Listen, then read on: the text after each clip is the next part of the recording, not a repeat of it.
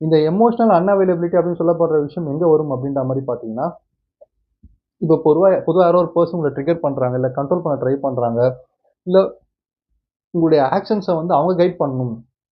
"ச்ச இது கூட பண்ண தெரியாதா? இது கூட வேஸ்ட்டா பண்ணியிருக்க. ஏய் இது இவ்வளோ பெரிய தப்பு பண்ணிட்டு சும்மா உட்காந்துருக்க. நீ அவ்வளோதான் வேலைக்கு ஆக மாட்டேன்னு" சொல்லிட்டு, உங்களுடைய அந்த திறமைய வந்து குறைச்சு மதிப்பிட வைக்கிற அந்த எண்ணத்த உங்க மனசுக்குள்ள விளைய வைக்கிறதா இருக்கலாம். எல்லாத்துக்குமே எமோஷனல் அன்அவைலபிலிட்டி ஒரு ஆன்ஸரா இருக்கும் அப்படின்றது தான் சிக்மா பீப்பிளோட ஸ்டைல். இந்த எமோஷனல் அன்அவைலபிலிட்டி அப்படின்னு சொல்லப்படுற விஷயம் என்ன அப்படின்ற மாரி பார்த்தீங்கன்னா, ஏதோ ஒரு காரணத்துல சில பேர் கூட நம்ம ஒர்க் பண்ண வேண்டிய சூழ்நிலை ஏற்படும். அது ஒர்க் பண்ற இடமா இருக்கலாம், ப்ரொஃபஷனல் பேஷன் எதுவா வேணா இருக்கலாம். அதே மாரி ஃபேமிலி ரிலேஷன்ஷிப் சில இடங்கள்ல சில பேர தவிர்க்க முடியாது. அப்போ சிக்மா பீப்பிளுடைய அந்த பதில் எப்படி இருக்கும் அப்படின்ற மாரி பார்த்தீங்கன்னா, ஓகே டன் அப்படின்னு சொல்லிட்டு ஒரு பட்டும் படாம அ பட்டும் படாம, தொட்டும் தொடாம அப்படின்னு சொல்லப்படுற மாரி, ரொம்ப எங்கேஜிங்கா இல்லாம, ரொம்ப மேலோட்டமா ஒரு ஒரு நல்ல ஒரு பெர்ஃபெக்ட்டான ஒரு ஸ்ட்ரேஞ்சர், 3 ஸ்ட்ரேஞ்சர்